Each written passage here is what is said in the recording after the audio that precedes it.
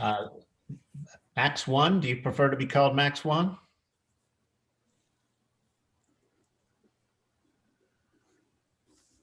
In any case, welcome, Max.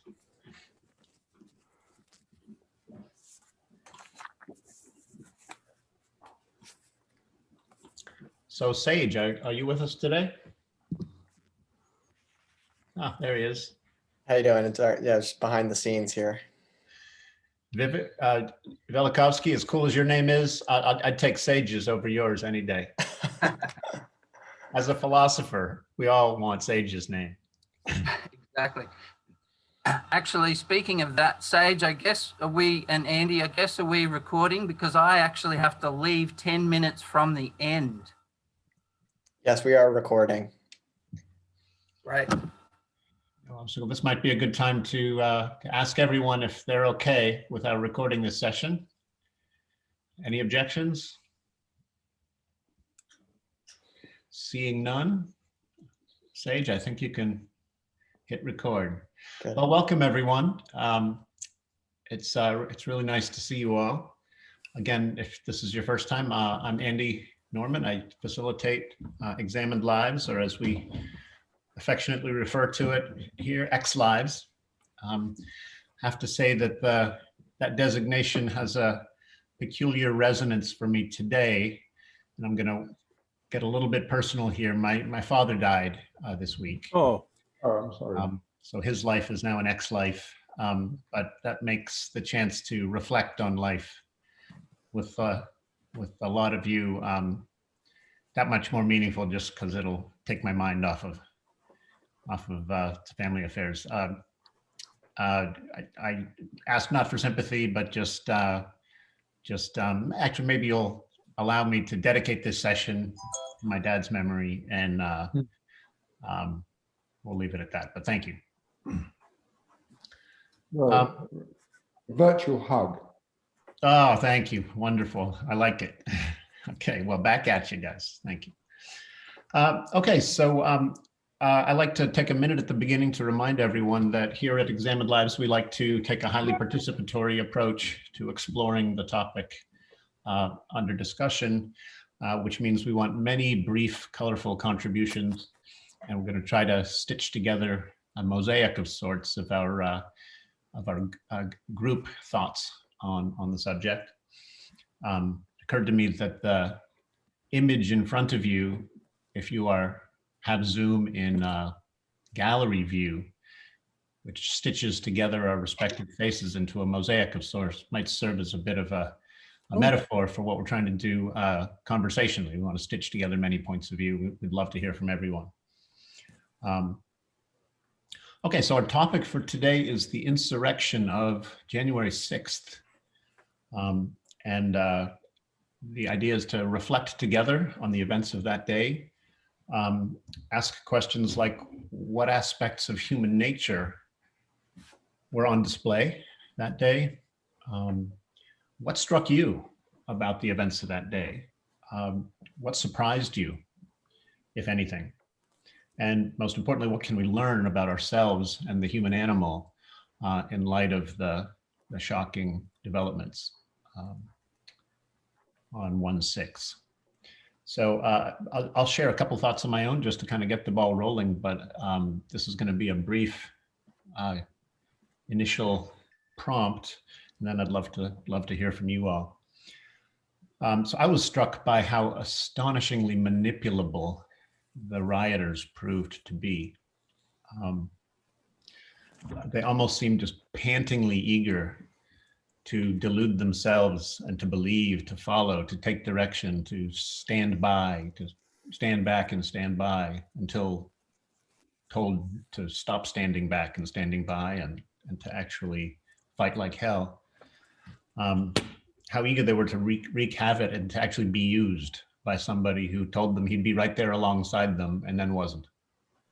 And who later denounced them and left them to suffer legal ramifications that he appears primed to escape. And I'm struck by the profound ugliness of the unleashed tribalism on display that day.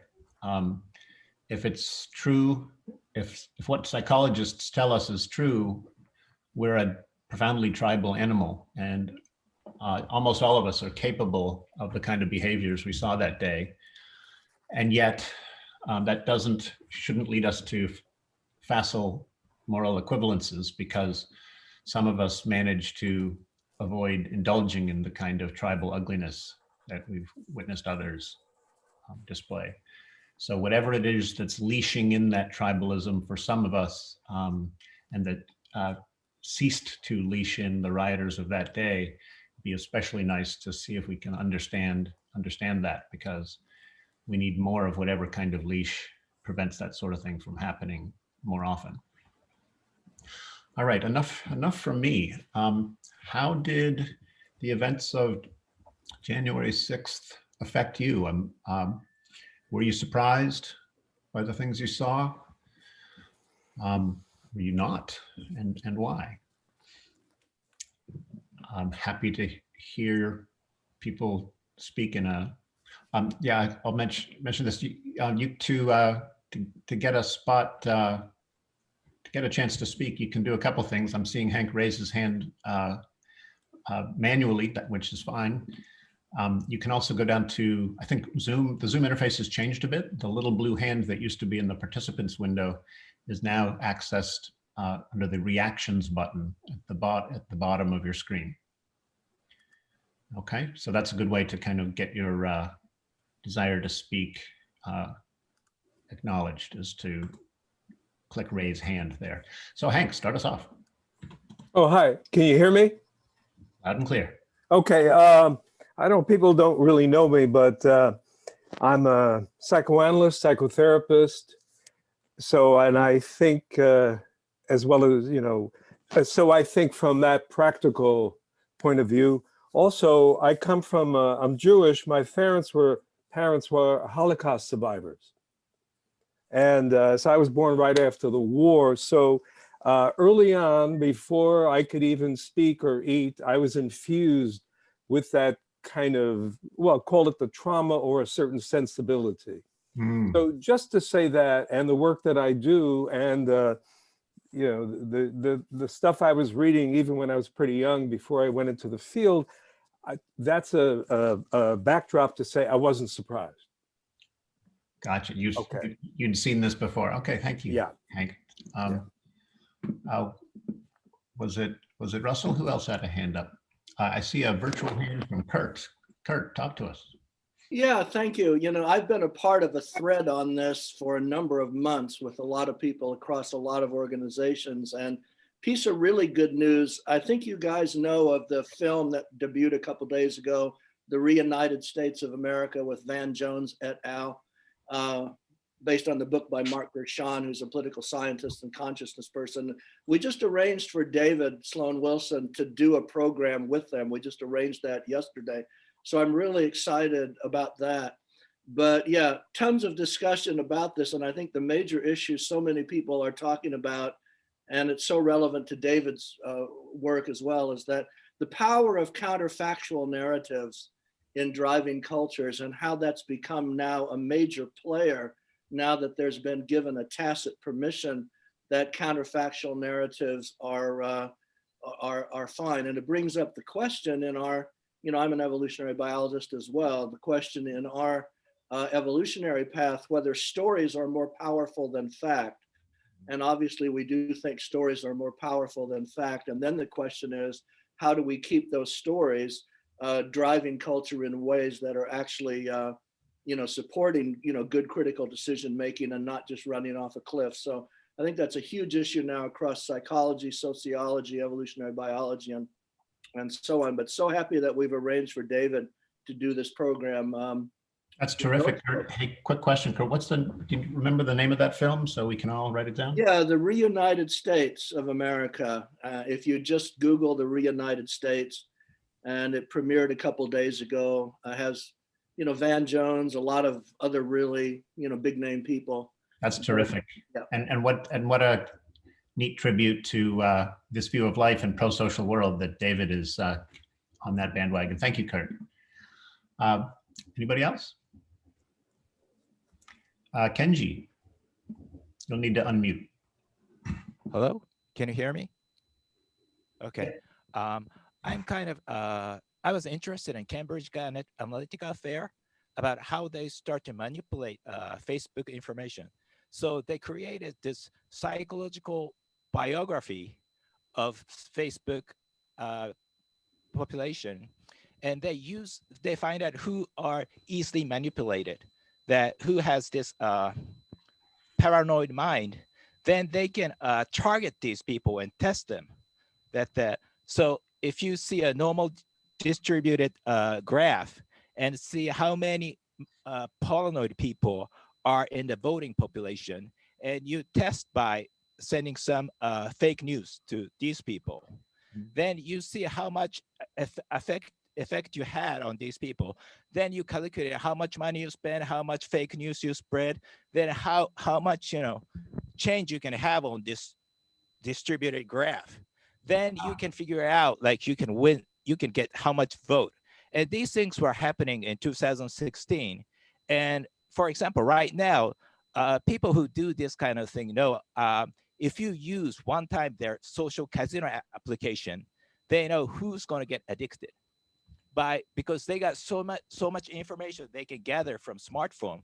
Basically, they are using the smartphone as a Skinner box. Wow. So this is a Skinner box, and so it's all over the world, and they get all kinds of information, really refined information from smartphone. Then So they here- use these data to manipulate people. Thank you, I Kenji. think, yes, But I think this was happening in 2016, but now I think when you look at QAnon and things like that, I think they're not just sending fake news, one fake news after another, but they created this into certain narrative that this is happening, this is happening, this is happening. Look at Good. what these people are doing. Good. And that's, So- I think, how they brought those people to that point that they are storming the Capitol. Excellent. So it's not just that human beings are astonishingly manipulable. We now have technologies and analytical tools that are allowing us to scale the manipulation of human minds. Yes, it's getting more and more refined, I think. Beautiful. Thank you, Kenji. Thank you very much. Excellent observation.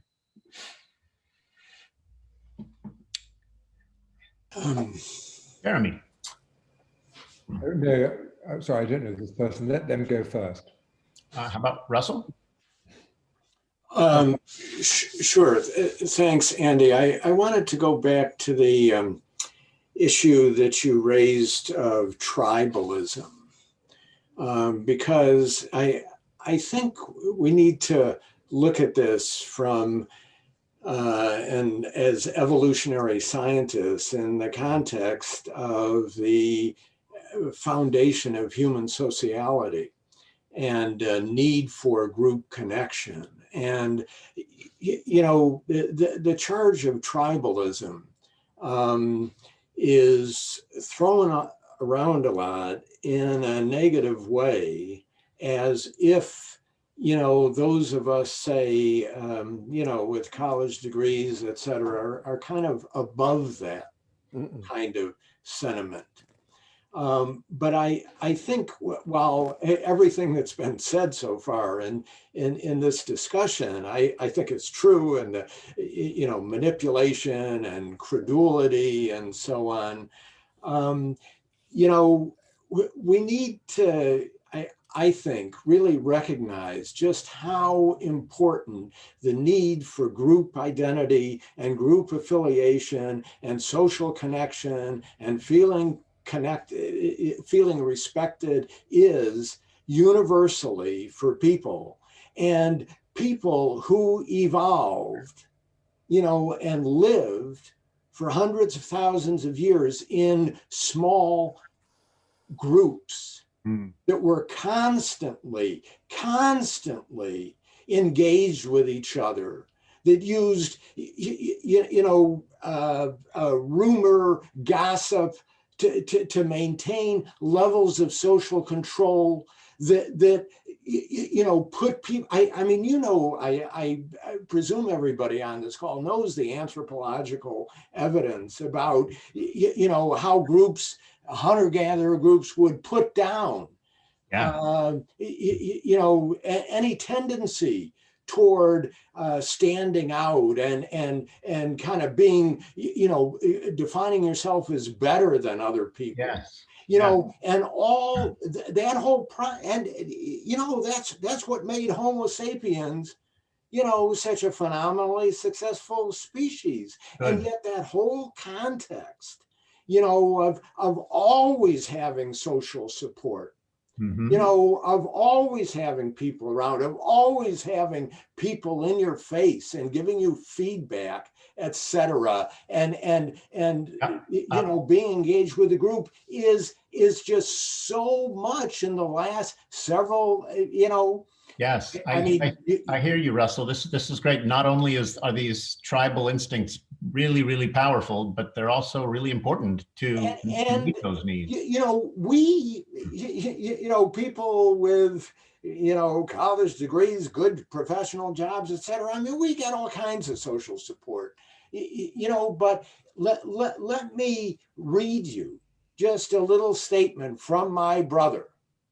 Okay, Russell, before you start that, we got 2 or 3 people lining up to share their piece. Well, Please be brief. let me just say that we've got to recognize that part of the dynamic here, and it's always been true, I think of with fascist movements and phenomena like we're seeing now, is giving people a way to cohere as a group and a support group. And they talk about, us in flyover country, and nobody respects us, but by God, now, look at us, we're together. We understand things. You don't know what you're talking about. I hear you, Russell. Thank you for that. Velikowski, jump in here. Jeremy, coming back to you soon, all right? Well, thanks, Andy. Everyone can hear me? Great. I'm just following on from Russell's point there about tribalism and connection. David Sloan Wilson's book, Atlas Hugged, on the cover has, as most people here probably know, has the group selection symbols where the planet is the top group or the top tribe. And then there's the US flag under that and groups and individuals. This sort of, judging from your article, Andy, in the Philadelphia paper about the Paris riots and the Paris extremist attacks in 2015, this stuff just keeps happening on a large scale once a year or so in different countries. In terms of thinking about solutions, I think David's solution suggested solution is a great one, thinking of the whole nation as a tribe rather than splintered into factions. And your thoughts, Andy, in that 2015 article about accountable believing and cognitive immunization. One great solution seems to me, John Gottschall's book, The Storytelling Animal, he has a great section on how conspiracy theories, and I'm thinking of QAnon now and the effect that seemed to have on getting that crowd into the insurrection of January 6th. Yes. He has a terrific section where he analyzes conspiracy theories as stories on steroids. And I think somebody said before, stories have such a convincing and persuasive power, especially when they tap into fears, and looking at solutions like that, where if we can have more of the social media tagging, where they, for example, with a lot of Donald Trump's posts, that Facebook was forced to, and Twitter was forced to say this claim about election fraud is disputed. I suggest that's a little bit weak. It should be a bit stronger than that when they make a statement. So I'd like to see a lot more fake news flagging, where it's made very clear every time we communicate on social media that if somebody said something that's an untruth or needs reasons, rational reasons provided, that it'd be good to have a lot more evidence-based communication and strip away some of the dangers that come out of spreading conspiracies and lies. I actually wrote an essay on this called On Cyber Democracy. I'll throw the link in the chat. Anyway, just some thoughts. Thank you, Velikovsky. And I can also recommend that book by Jonathan Gottschall, The Storytelling Animal. Jeremy, what do you think? Sort of agreeing with what everyone's said so far, but two things. I mean, one, I just want to offer myself as a kind of case history, and then secondly to say, well, this is, this is TVOL. Can we bring an evolutionary perspective on this? Because actually, everything that people have been saying so far is the kind of thing the kind of dinner party conversation that one finds in the liberal left, which is fine. I mean, I'm totally, I enjoy dinner party conversations on the liberal left, but can we get an evolutionary perspective on this? So what I want to say is, number one, I have been, throughout my life, and particularly in my 20s, on many, many political demonstrations. And there is some kind of experience that one has if one is marching.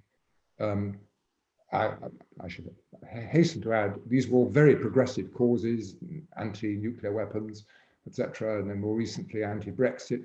But something happens to one when you're in a group of that sort, psychologically. You suddenly feel a kind of combination, it seems to me, of incredible power that's afforded to you by the fact that you're in a large group.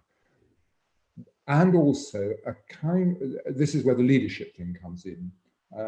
Freud, of course, wrote a famous book or paper first, group analysis and the analysis of the ego, and he really was interested in this whole phenomenon. His idea is that we kind of project, we kind of abdicate our ego, we abdicate our rational selves, and we kind of project it into this idealized leader. Mm-hmm. And I think all those phenomena were going on.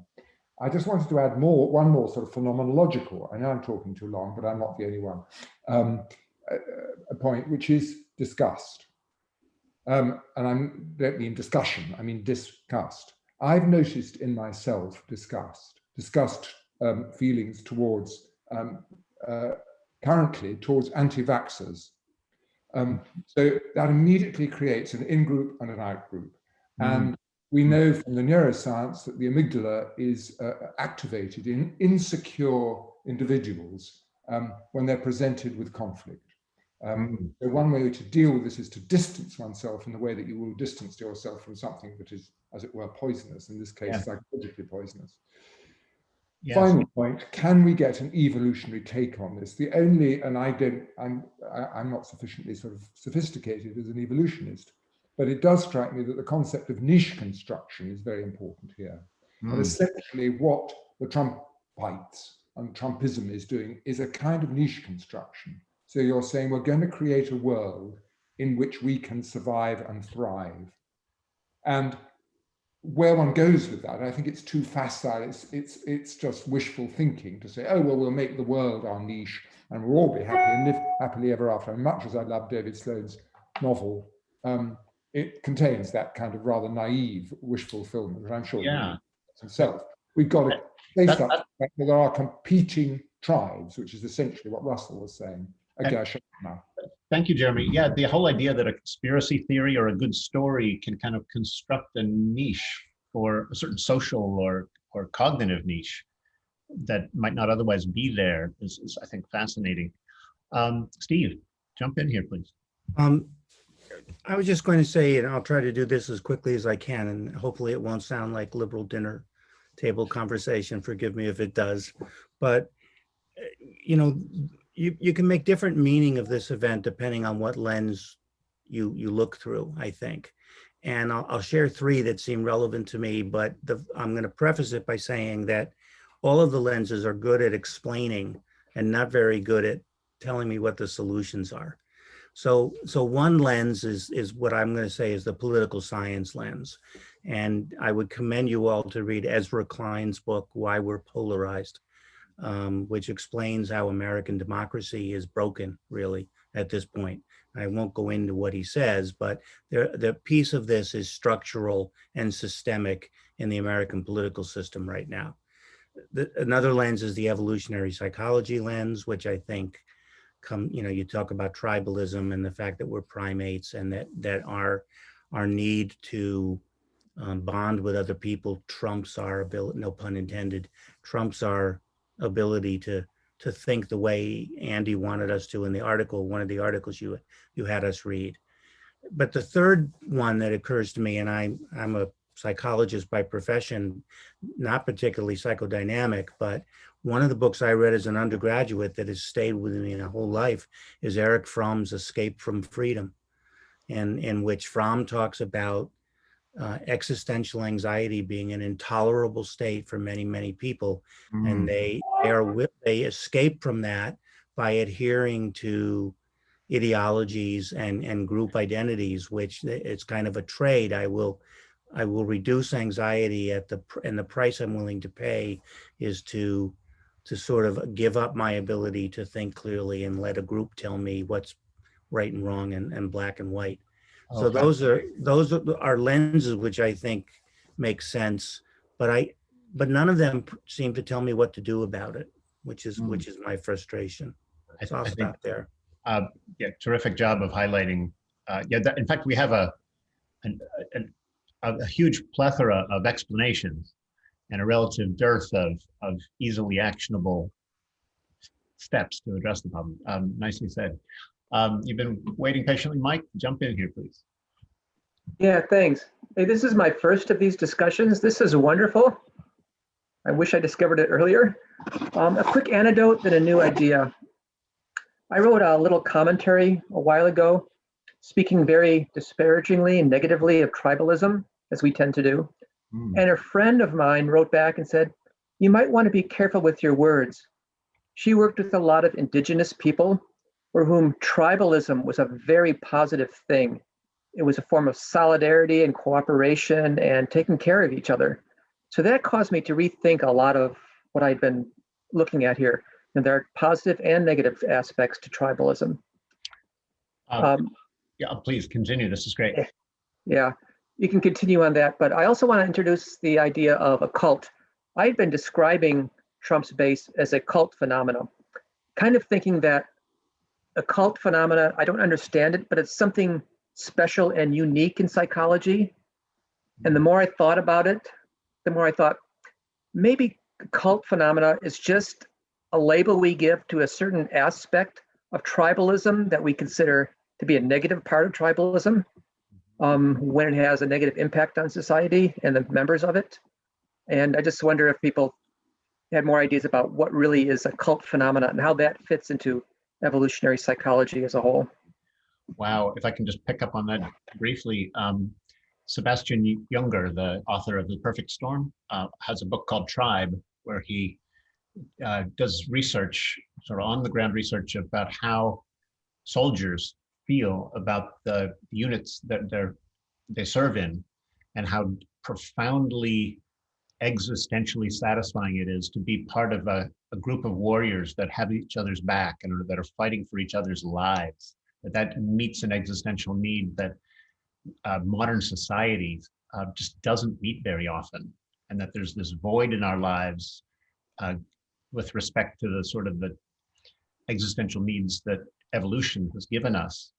And in fact, he met soldiers and interviewed soldiers that like lost limbs and still miss. They would go back to the warfare situation they were in a heartbeat to regain that sense of purpose and tribal connection that they had when fighting overseas, which speaks to the depths of this. And yeah, I mean, I think Mike's right. Not all tribalism is bad, but there clearly are some very dark expressions of tribalism, and cult is a good word for at least a subset of that dark side of tribalism. Lucas, jump in. Sure. So I just want to say a little bit about my background. I'm a sociologist by training. That's my PhD. I also have a background in philosophy, environmental studies, and I've delved into evolutionary thought a little bit in the past, but I don't think I'm an expert by any terms. I'm fascinated by the idea of combining the biological and the social, ultimately. But I did want to riff off of some of the things that Steve Gilbert said just a minute ago. I've been thinking about this for a long time and how these sort of conspiratorial ideas, they're appealing an arena with high levels of anxiety, where we as a society feel like things are sort of fracturing, which of course COVID has been a big test for a lot of people throughout the world. I see that in the United States. And thinking about Eric Fromm, thinking about Adorno, the problem with these stories, and I can touch on this, I don't remember who said it, they have this tendency to disempower. They have this tendency to drive us off a cliff, so to speak, because they flatten the sort of motivations of the other. They allow us to demonize the other, and the other can be sort of within our own society, within our, among us. You get enemies among us, you get QAnon. I come from Texas, I'm from a blue collar family, and I have relatives who are QAnon believers, and this is a real thing. People really are convinced by this. So in terms of solutions, when I think about where this anxiety comes from, I think of Ulrich Beck's work on risk society, that between basically the early 90s and 2015 when he passed away, that we live in a state of constant anxiety because the hazards that we face, which are produced by our society, seem to be beyond our capacity to manage. That they kind of run away from us. That if we had a better set of response capacities to these hazards, and I think of things from climate change all the way down, that in the United States, there may never have been an insurrection or even Trumpism if there was some kind of stimulus to help out working class people from the beginning. Is something Beck argues fairly convincingly. Of course, there's a lot of ideological hurdles to making something like that actually happen, right? Yeah. Wow, thank you, Lucas. A lot of neat, good stuff to work on there. Velikovsky, actually, let me get Kathleen a shot here. Velikovsky, your hand is either up again or still up, so I'm coming back to you. Okay, Kathleen. I just want to throw this out as a question, because I'm really interested in people's views, because I hear this, the conspiratorial ideas. I too have a very close family member who takes seriously the Sandy Hook conspiracy theory, considers it plausible, does not believe in it, but considers things plausible that I don't, and is actually very educated, has advanced degrees in calculus and physics. And what I'm getting at here is, what I see as the primary difference between myself and him is not that we're educated, but this person has a lot less familiarity with how the world works, how people function, not very good at gauging what would be a real possible conspiracy or not, because I guess their theory of mind is not so good. And I also think a lot of working class people are, they're not as familiar with how the world works at a certain level. That is the world that we occupy. But the fact is that there are conspiracies. The opioid crisis, for example, lots of things about big pharma. There are reasons to not trust a lot of things. And so the ability to sort through what can be trusted or not might depend on things like education or your experience with certain social groups. So I guess, it's not as if conspiratorial ideas are all coming out of nowhere. There are conspiracies. There are attempts, as we just talked about, to disempower people.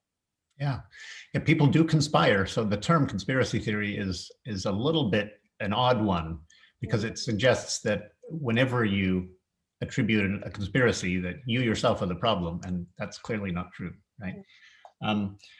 Really nice, just to amplify one thing Kathleen just said. Educated people get duped by conspiracy theories or manipulative stories, and that means in part that our education system isn't doing a very good job of inoculating people's minds against certain kinds of delusion and derangement. Almost every university in the country talks about critical thinking and imparting critical thinking skills, and yet almost half of American college graduates voted for Donald Trump in 2016. Joe or Velikowski, Patricia, coming to you, and Al. Thank Go ahead. you. Yeah, just further to Kathleen's point, as you said, Andy, on critical thinking, I think if you're not college educated or what have you, you probably don't know about websites like Snopes fact-checking sites. And even if you do, why would you believe that? It's just more stuff on the internet. How do you close that loop of critical thinking? And you know, goes back to your reason giving game, Andy. But just on that point you were making, Andy, about Sebastian Junger's Tribe, I don't know that book, but I was reminded, I mean, this may be another reference to it, but I was reminded of Rutger Bregman's Humankind, which I know you also recommend, Andy.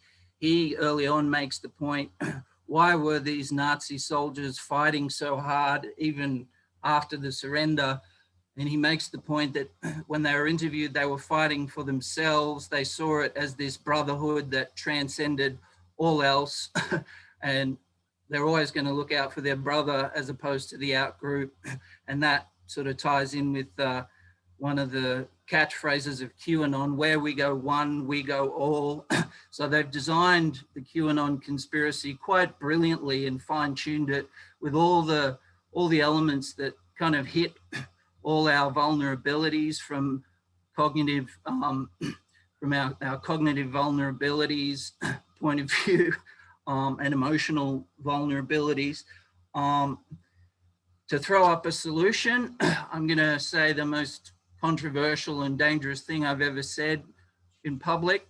Let's see how this goes. I hope I get invited back, Andy and everyone. Okay. It's something Socrates actually made the point, I believe, in Plato's Apology. He didn't think most of the jurors who voted for his conviction at his trial, which resulted in drinking hemlock, he didn't think most of them were qualified to make the decision that they were making.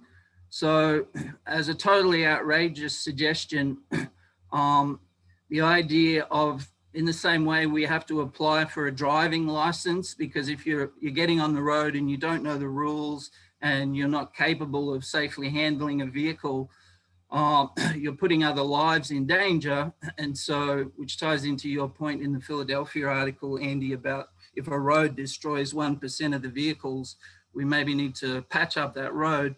So in democracy, which Harari says is quite a recent invention when you think about deep time, what if we fine-tuned it so that you have to do a voting test, answer, say, 100 questions, just to show that you understand fully the consequences of your vote, so that if you are going to vote for, say, a Donald Trump and implement the policies that he's promising, do you understand the ramifications 1 year, 3 years, 10 years out of what you're going to do on the greater, wider world? So there's the most controversial idea I've ever said aloud. Thanks for listening, everybody.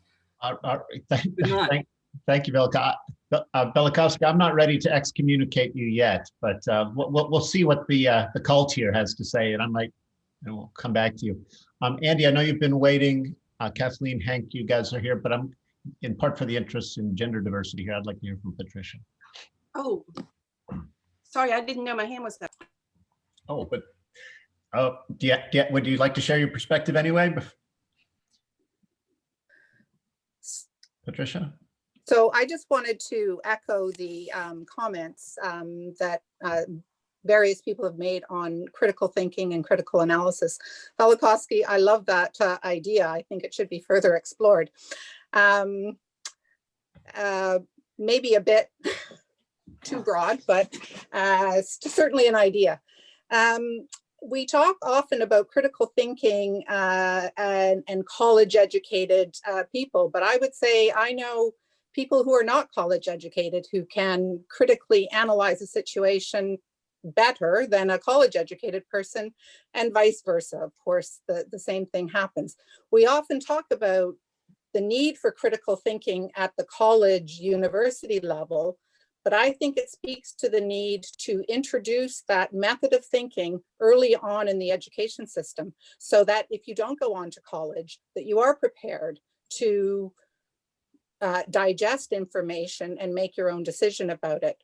What struck me about the insurrection was how angry people were, the deep-rooted anger that they had. And I don't know if it's that insecure personality type and the amygdala being overreactive, but the depth of the anger struck me. And I don't know if that blinds us to the process of critical thinking when that anger is incited in us. Nice. Thank you, Patricia. Some of you may have noticed that there was a little pair of clapping hands appeared in the upper left-hand corner of my window while Patricia was speaking, and earlier while Velikovsky was. This is a way to show your appreciation for somebody else's comments, and also a way for you to participate while allowing others the floor. So I encourage everyone to use that. It's in the under the reactions button. Andy, you've been patient. Please help us out. I'm not sure I would ever be allowed a voting license.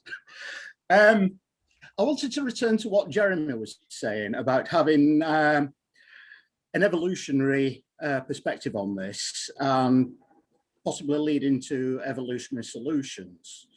The first thing I want to say is, like, perhaps we should be focusing on what is evolving here, what is at stake.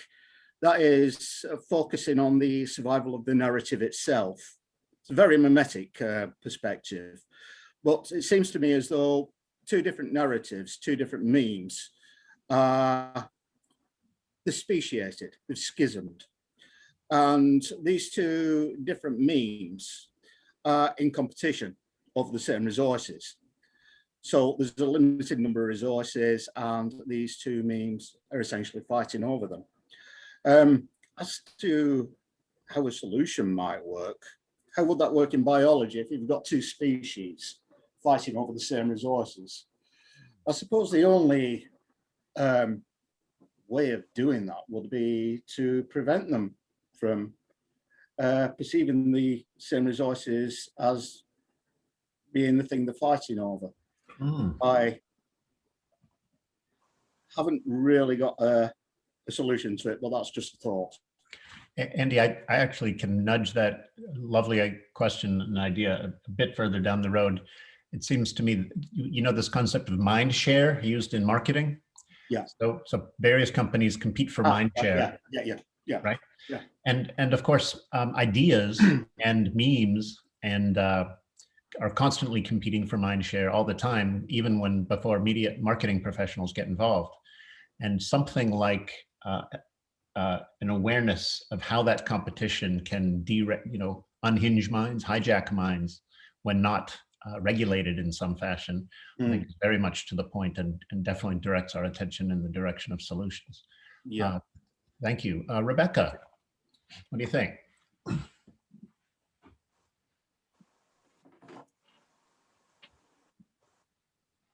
You may still be. That's it. There you go. Oh, can you hear me now?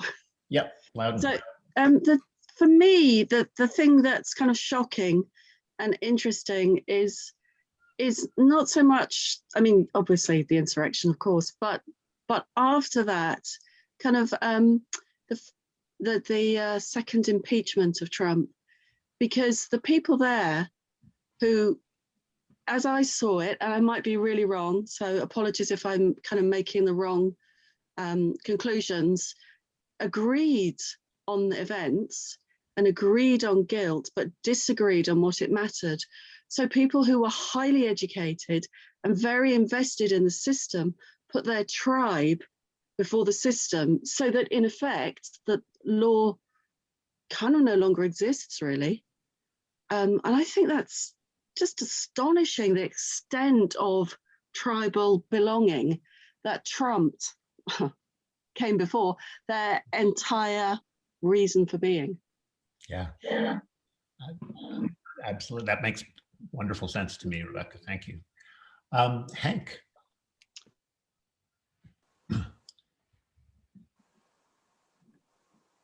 Hank, yeah, if you're ready.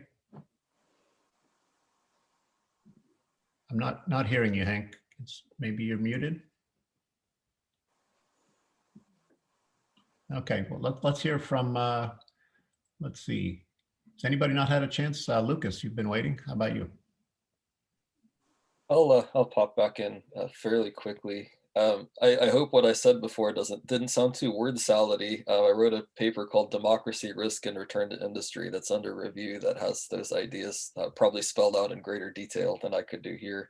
We'll see how that goes, of course. I was thinking about some of the things that Kathleen Hart said and some of the ways that have sort of connected with evolutionary psychology via my own work on the sociology of belief. And I think about, not only are we storytelling critters, but we're pattern recognizing critters. And one of the insights that comes out of that for me is that people who engage in conspiratorial thinking, they're not dumb, right? In many ways, they're smarter than the average human in the sense that they're seeing patterns and connecting dots and finding relationships. And there are these genuinely bad things that we can point to, right? The greed of the pharmaceutical industry, or Jeffrey Epstein, or some of these sort of that give the truth to the lie, so to speak, that can be picked upon as, hey, this is part of a conspiracy. Look, see that this is happening. There's something real to this. The question then becomes how to sort of step back and spend a little more time interpreting the world before trying to change it, I guess, to avoid hastily jumping into what we saw at the Capitol. Yeah, there's some bad things going on in the United States. Yeah, our political system is broken in all kinds of ways. But is this narrative or this interpretation going to lead to something constructive at the end of the day in terms of remedying this situation? Nice. I think that's where this gets lost. Thank you, Lucas. Hank, I don't know if you know your hand is up, but we'd love to hear from you again. Your sound isn't coming through though. Can you unmute yourself in the bottom left-hand corner? There you go. Still there, Hank? Okay, Hank, I'm sorry, but we're not picking up your audio for some reason that I don't understand. I'm gonna give Rebecca another shot here. Rebecca, your hand is either still up or again. Okay, not. Belikowski?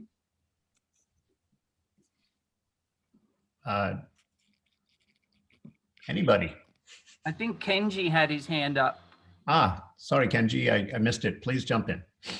Okay. Probably I'm the least educated person here, so I have this opinion that the education is not that important. And because think about climate change, the people who knew about the climate change for a long time, but for example, ExxonMobil, knowing about it since 70s, they lie about it constantly. The top scientists created those papers and lied to people, and it's a disaster for humanity. It's about the survival of the species, but they still lied. So for people, I mean, it's rational that I'm going to die anyway, so it doesn't matter. I'm going to make money, I'll live a good life, then the rest doesn't affect me, so it doesn't matter. That's quite rational. It's not crazy. So these are existential choices that you make, that you want to live your life in a right way, what you think is right. But being rational, knowing the cause and effect, this caused this caused this, what happens if you do this, and what happens if you do that, knowing that precisely doesn't make you a good person. Good. So I feel like, for example, right now, the vaccination, 11 countries are using up 70% of the vaccine. Nobody cares about it in developed countries. That if you want to solve the problem, we have to share the vaccines around the world. If we want to stop the COVID quickly, there's a way to do it. But in developed country, we're going to get all the vaccine. We don't care about what happens to the rest of the world. We don't care what happens in Africa. That's how people think. And if you think about like baseball and basketball and all these teams, basically this is a warfare. It's like a cat playing with toy. It's making hunting, they're learning how to hunt. People like these things. People like tribalism. People like baseballs. People like footballs. So, and if you talk to them like your team sucks because this and this and this, if you give a rational reason why your team is not good, they will not care about these things. People care more about their team winning or not. So I feel like that's nothing to do with your smart or, and if you think about how Newt Gingrich took over the Republican Party, it's not like those people in Republican parties are not smart people. He knew exactly how to manipulate people and make people behave in a tribal way. Yeah, thank you. That went over. Kenji, and Fox News, okay. This is great. No, Kenji's got a really deep point here, I think. We talk a lot about intelligence and education as though that was the be all and end all of fashioning a well-ordered mind. But events like the insurrection on 1/6 show us that you can be smart, you can be educated, but you can be clever, manipulative, you can be a bastard, you can care only about yourself rather than others. And our education system is producing lots of people who can wield reasons to manipulate others, and far fewer people who can use reasons to actually figure out what's actually responsible and wise. Beautiful, Kenji. I really like what you had to say there. Alan, I'd love to hear from you. Yeah, I'm going back to my interest in education. And this fits in with the idea that human beings are storytelling, but not just storytelling, but story living animals. And they also like to feel good. And this combination is giving rise to this, I think. Perhaps the only way to do it, or well, a possible way to do it, is to concentrate more on the education so that there are things that, put simply, one doesn't do. You do not do it. If you're a human being, we've built this up for millions of years, then hundreds of thousands, then thousands of years, and we've come to the conclusion. We've come to the habit that this is not something that you do. But you've got to also add to that the ability to analyze and step back and see what you are doing. Mm. Mm-hmm. And it's this combination of realizing that you are an emotional animal and that there are consequences of behaving in certain ways. Mm. It's a very simple thing, but once in our secular society, we had an American Indian coming to tell us how people brought up children in the tribe. Mm-hmm. And his question at the end was, what stories do you tell your children? Mm. And I think we need to start early to tell them these stories. Nice. Not just how that religion is different from this religion, but what it is that religions are trying to do if they're going to succeed. Wonderful. Alan, thank you very much. I think that's a marvelous question. Steve. Sure. This is not an original insight of mine, but conspiracy theories flourish when people are flooded with anxiety, because the conspiracy theory provides them a sense of control, a belief that the world is not random and that they're have no ability at all to influence their fate. And I think that's true at different historical moments and cross-culturally. So that suggests to me that the solution is more limbic system than cortex here. I'm not a great believer that teaching critical thinking is going to get us out of the mess that we're in right now in America, at least. We have to understand the sources of that anxiety in those supporters, and I think those sources are socioeconomic and cultural more than an inability to think clearly. Steve, And can I ask you if you'd endorse this way of putting your point? The neocortex works reasonably well as long as the limbic system isn't freaked out. right, But if the limbic system's freaked out, the neocortex is not very good at. right. Anxiety has a way of impairing higher cortical functions pretty reliably. But just to finish my comment, I think we have to figure out the sociocultural forces that create that flood of anxiety that these people are experiencing. And it's a race against time, really, because I do think our democracy is in considerable peril. And if we're not able to solve some of the sources of that anxiety, I'm not sure what our path out of this is. Thank you, Steve. So Russell and Hank, I see your hands still up here. We're very close to the end of the hour, and we still have to pick a topic for next time. Can you each use 30 seconds to share what you'd like to share? Hank, how about you? Yeah, I can. I put it in my chat. I'm going to keep it simple. But I think, and we have the evolutionary people here to see what I'm suggesting is there's something to it. But I think the basic evolution works against dealing with complexity and critical thinking.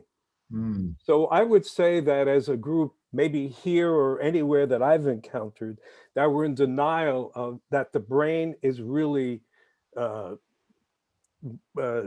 interested in the most simple. And when you suggest critical thinking, I believe that is, of course, we all know that it's a higher level piece of work in the neocortex, but it's profoundly difficult to get that going when I say in my little note, when people are desperate or when groups are desperate, and how political, social, economic, emotional, cultural factors over time, how they come together, contribute to people's desperation or group desperation. We're not going to get critical thinking. We're not going to get to people through critical thinking. Good. I would hope that would be a way we can move ahead.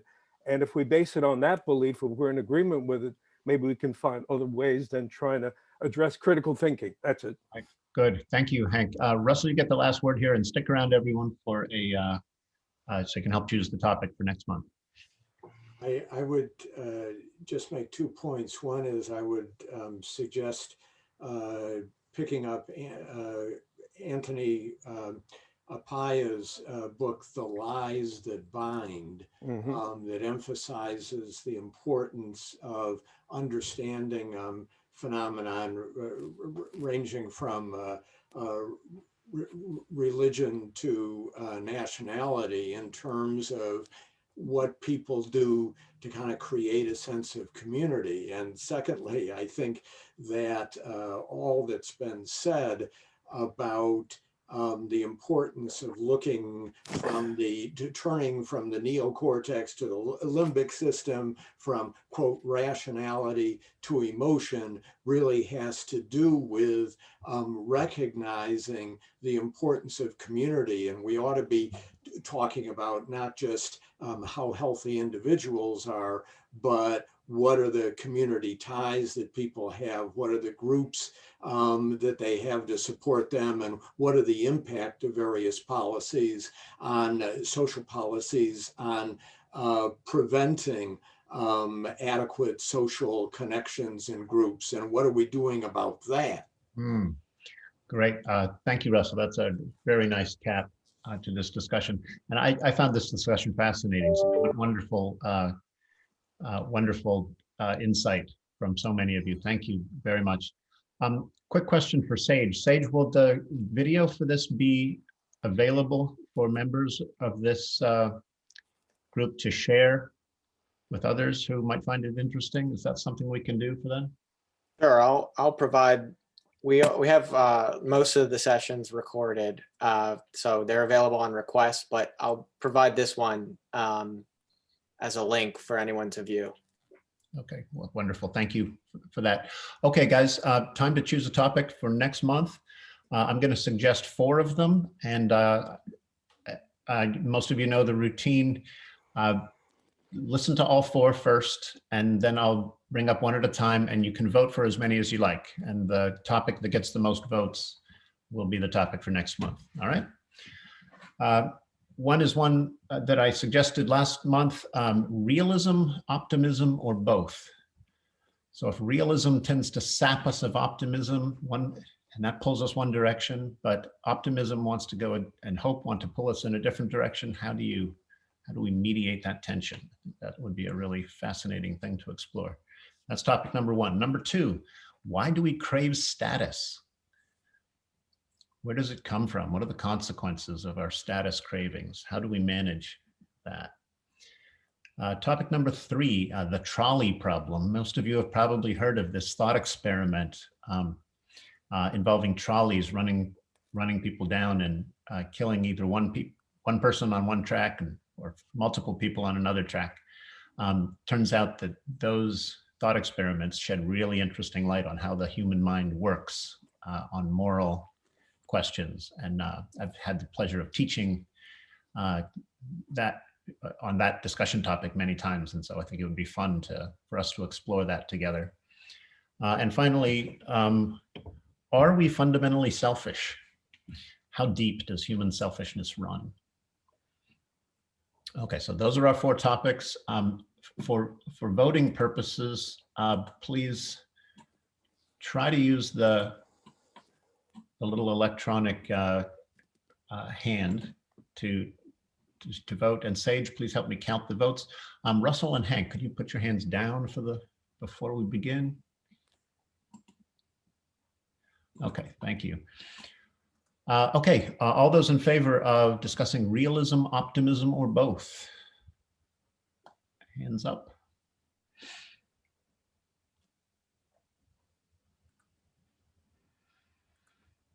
Okay, thank you, hands down. Who would like to discuss why do we crave status?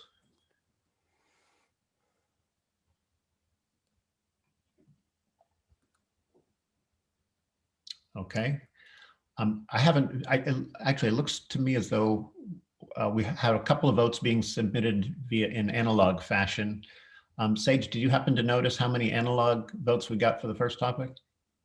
I think I didn't see any for the first topic. Okay, I saw at least Cormac voted analog for the second. Oh, I'm sorry, it was Eric, maybe. It was Eric, okay.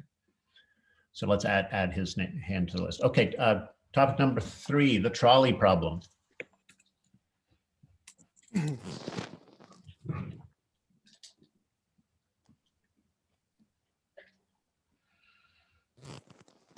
Okay, and hands down, please. And finally, are we fundamentally selfish? Oh, wow. Okay, we have a clear winner. We will be discussing human selfishness next month. Sage, we haven't picked out a date yet, but it'll be approximately the second or third Thursday. We'll try to get your word out soon. I hope you get it on the calendar. Please invite a friend, join us. And as always, consider supporting TVOL when it comes time to find worthy causes to donate to. Thank you, everyone. I enjoyed this. I look forward to seeing you again next month.